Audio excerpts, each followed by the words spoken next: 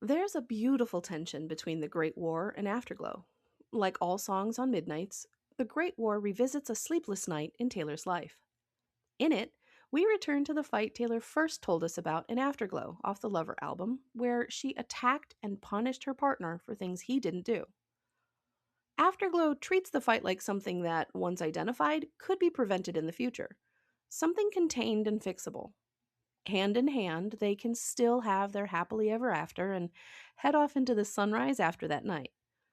But looking back at that night from a distance, the Great War recognizes the event as just one in a series of similar nights, an ongoing fight based on a painful history with increasing collateral damage. And if it's a war, then survival can't be assumed. It's uncertain. It's not, we'll make it through, it's if we make it through. And I gotta tell you, I wasn't expecting a look at one night in the past to turn into a cliffhanger. This is the Taylor Explainer. I'm Krys, and I explain how the invisible threads in Taylor Swift songs connect by unraveling the mysteries, cultural references, and layered storytelling woven into her lyrics. Today, we're taking a closer look at The Great War, the 14th track on Midnights, Taylor Swift's 10th studio album. The Great War opens the 3 a.m. edition bonus tracks, and it acts like a track one for that whole section of the album. It sets the tone for everything that follows. The main album closes with Mastermind, which is all about control and strategy. It's calculated, it's deliberate. It's her manipulating the system and working within it to get the outcome she wanted. Taylor has talked about her love of juxtaposition, and her placement of the Great War after Mastermind is an excellent example of that. I really gravitate towards juxtaposition and polarity in a line, right? So, hey, what could you possibly get for the girl who has everything and nothing all at once? Our coming of age has come and gone. You take one word that's at the beginning of the phrase and then you take its opposite. Because ultimately, like, we are all filled with polarity, hypocrisy, these kind of battling features and factors that make up our jagged personalities.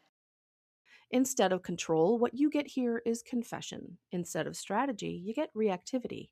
Instead of calculation, instability. And beyond that, in its role of bonus track tone setter, you get a song that encompasses a much wider set of experiences. You can hear the loss and remembrance of Bigger Than the Whole Sky, the escapism of Paris, the divided loyalties of High Infidelity, the dissociation of Glitch, the resurfaced trauma of Would've, Could've, Should've, and the fear of betrayal in Dear Reader. My knuckles were bruised like violets. Sucker punching walls, cursed you as I sleep talk. Verse 1 opens on the same scene as Afterglow, but she's not merely retelling the story. She's examining it from a distance, seeing what was already there before the fight even started, and better understanding what came next. In this verse, she gives us the bruised knuckles from Afterglow's bare knuckle boxing match and layers in the lack of courage from Peace, the conflicted dreamland of Ivy, the banner tearing from Would've, Could've, Should've, and her symbolic death from Look What You Made Me Do. And underneath all this, she layers in a botanical reference, describing the knuckles as bruised like violets, which introduces a theme that will carry through the rest of the song, providing hints at the underlying causes of this conflict. These botanical references point back to other relationships she's written about. Violets often represent innocence, modesty, and loyalty. They can also mean sorrow after a loss. In this combination of meanings, I see Dear John, that early relationship where youthful innocence was ruptured and trust was betrayed by a partner who promised loyalty but ended up a traitor. You know how when you're in a moment and you're reacting badly, bigger than the moment really calls for? Well, that's how I see this. Sucker punching walls and cursed you as I sleep talked are pretty outsized reactions to bickering with a loved one. There was an initial moment that caused the narrator to react in the Great War, but that's not what she's reacting to, really. It's something else spilling over, and that's why it keeps going even outside of the direct confrontation. Why the anger continues even in her sleep. It's not a reaction to what's happening now, but what's been happening throughout her past that's been building toward this conflict. Then, After that explosion outward, she pulls inward, spineless in my tomb of silence. The tomb representing a symbolic death, reminiscent of the old tailor dying and look what you made me do off Reputation. Here, unable to reconcile the emotional reaction she's experienced with the minor infraction that caused it, she just shuts down completely. And she feels like a coward for doing so, something she's told us about in Peace from Folklore, where she feels the danger within herself causing her to lose courage. And as the narrator continues, we get a hint at a song yet to come on the album as she tears his banners down, which she'll reference in Would've, Could've, Should've. What she does with this line is expand the scale of the fight. Banners are signals to others that you're standing with the people whose side you're meant to be on. They're for battles among many people, not for personal arguments with individuals.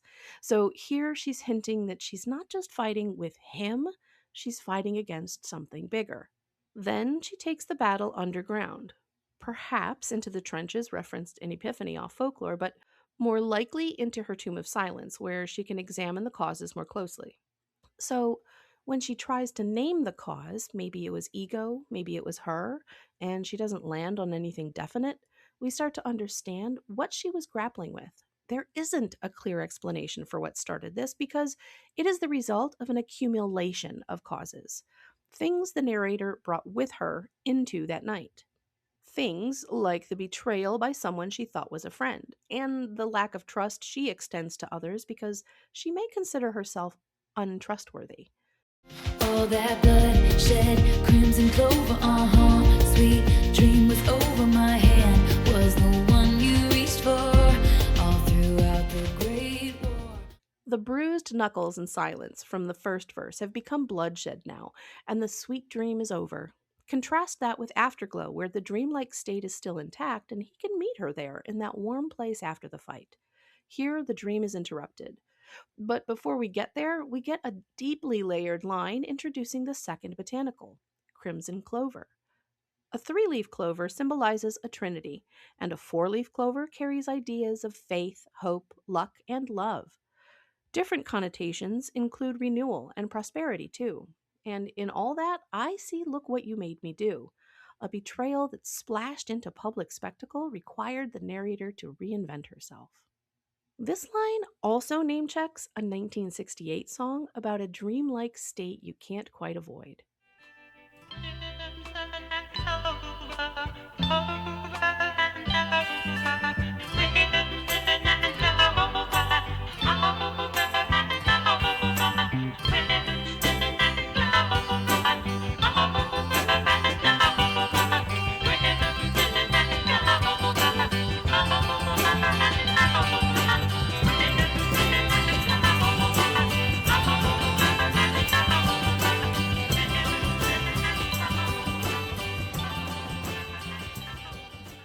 Crimson and Clover by Tommy James and the Shondells, where the lyrics create a feeling of inescapable repetition. In Ivy, Clover shows up in a song about secret longings, blooming in spring and representing a forbidden renewal, a reminder of the narrator's private betrayal of her partner. Here in the Great War, that field of clover has been stained crimson by the bloodshed of her battle. Then she tells us what he did in the middle of all this. He reached for her hand. His response was connection. Even while the fight was happening, even while she's reacting from trauma he didn't create, he keeps reaching for her. He's not absent from the war, or more importantly, on the other side of it. He's right there in it with her, on her side. My hand was the one you reached for, all throughout the Great War. But that right there is where she tells us this fight was bigger than one night, than one fight, than one battle even. This was war, and not just any war. The Great War was what World War I was called before anyone knew there would be a World War II. And it was also called the War to End All Wars, representing the hope and tragedy of the time. People wanted to believe the suffering had been in service of a more permanent peace. They wanted to believe the worst was truly over. Survivors met each other in the afterglow, not yet seeing what was still to come. And so, throughout this war, he keeps reaching for her. The narrator, however, does not react in kind. She remembers tears on the letter, a more solitary kind of processing. It reminds me of Evermore, where letters are written and burned, not shared. While he reaches outward, she again turns inward, not trusting him enough to share her innermost thoughts. So she simply vows not to cry anymore if they get through this. And that's where the chorus leaves us, with the damage visible, the connection still present, and a promise that depends on whether or not they survive. I need to pause here and acknowledge that this is my interpretation of the song. It's grounded in the patterns I see in Taylor's writing and the context of when she wrote it, but it is still just one way to hear it. Taylor writes her songs to be layered and a little vague so that each of us can take what we need from them. And this song has a lot of layers. One of my favorites is the botanical references, the meanings of the flowers she names within the song. It seems like kind of an odd thing at first, so many flowers in a song about war, but the symbolism of flowers became important in wartime to convey messages of love without appearing indiscreet, and afterwards as a way to share messages of hope and grief without words.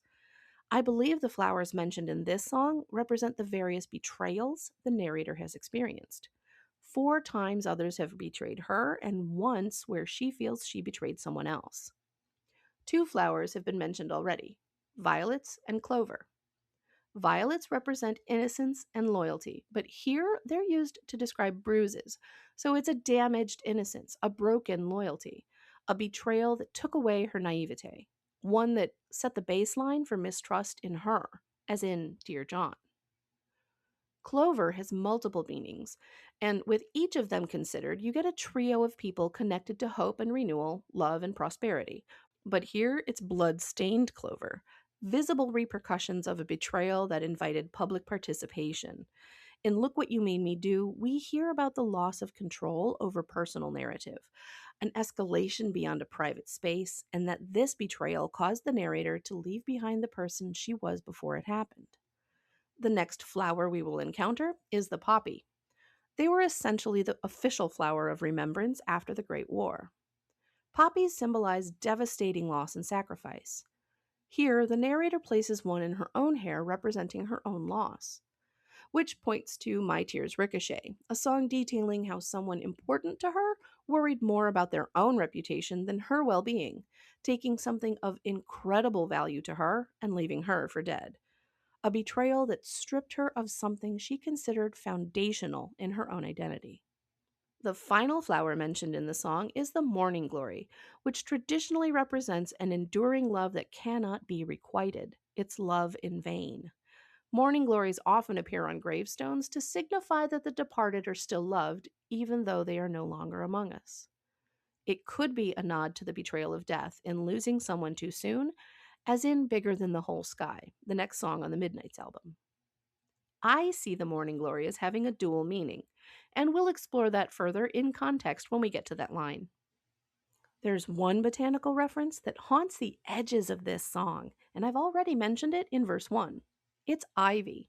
There are numerous references to the song Ivy throughout the Great War in Clover, taking her hand, visiting graves and dreams, grieving for the living, and playing with fire. It is ever present, and it's the overwhelming feeling in her mind that she is the one not worthy of trust. But the narrator doesn't name it explicitly the way she does the other botanicals, because this is her secret. We'll talk more about this in verse 2. You drew up some good faith treaties. I drew curtains close, drank my poison all alone. You said I have to trust more freely. In verse 1, we hear about what the narrator did on that night. In verse 2, we hear about how her partner reacted.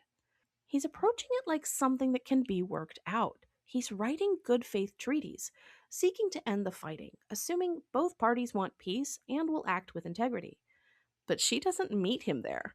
She closes the curtains, drinks her poison all alone, like a captured World War I spy, like someone with something to hide, showing just how far she's willing to go to not talk about what's really going on. From her partner's perspective, he's just trying to bring her out into the open. So he tells her she has to trust more freely. This is where all those layers of betrayal come into play. For him, she's just icing him out for no reason. For her, those betrayals are why trust isn't something she can simply call upon. Which is where the next line comes in. Diesel is desire. You were playing with fire. Diesel is a slow burning fuel, and tied to desire becomes an emotion that doesn't just go away. But desire for whom? She's definitely hinting at something here. Meanwhile, she is the fire he's playing with. In the second verse of Peace, the narrator tells us that she's a fire, and then in Ivy, she fears that her partner will burn the house down if her betrayal is ever discovered. This is why she keeps shutting him out. Even though she has trouble trusting because of the betrayals she's endured, what she really fears is him realizing he can't trust her. This verse also reconnects us to Afterglow, reminding us that her attacks were not earned, they were constructed. In Afterglow, she asks, "Why'd I have to break what I love so much?" In The Great War, she answers, Maybe it's the past that's talking, screaming from the crypt, telling me to punish you for things you never did. So I justified it. She's reacting out of pain, but also from trying to protect her secret. So instead of working with him to repair what went wrong, the narrator ends up reinforcing a pattern. The second chorus starts with that same Crimson Clover line, reiterating the layered reference to repetition, and then further expanding the scale of the fight. What began in verse 1 as bruised knuckles has become bombs, reducing things to embers. She punished him with silence and then went off like sirens in Afterglow. She echoes that eruption here. What was once muted has detonated, and still he reaches for her. He is remarkable in his consistency. Next, she says they should always remember, which was something that survivors felt was important after World War I. Remembrance often took the form of a moment of silence. This time, though, she did not go quiet and turn inward. She simply vowed not to fight anymore if they could just get through this. It turned into something bigger. Somewhere in the haze, got a sense I'd been betrayed. Your finger on my hairpin triggers. What started as a fight between two people has been increasing in scope and severity throughout the song, and here in the bridge, she says it turned into something bigger. And what she's referring to is all those battle scars from the songs represented by the botanical references.